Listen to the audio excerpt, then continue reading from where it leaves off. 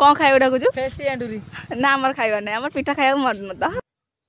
तो मु कहली मुजा नघा करी करू तो माँ कहला नहीं आसे कौन करी तो मु कखारू पत्ता तोड़िया पड़ी यही फुले डाकिली खाइबू आसे तर आसलानी तापर मु घर पलि आसिली पतर ये धोची आ मो माँ ये मसला रेडी करथला कंचा लंका सोरिष तापर से हो सारा पर लुण हल्दी पड़ब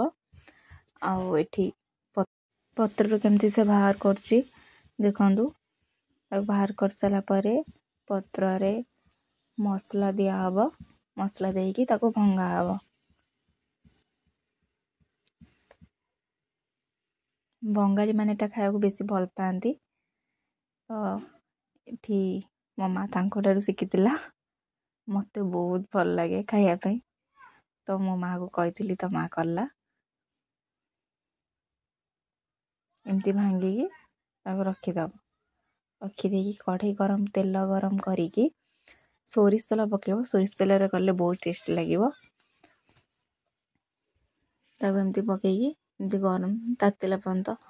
देखा ना पोड़गला भाया कि पोड़नी टेस्टी बहुत लगे पखाल भात खाया तो मजा ही आसीज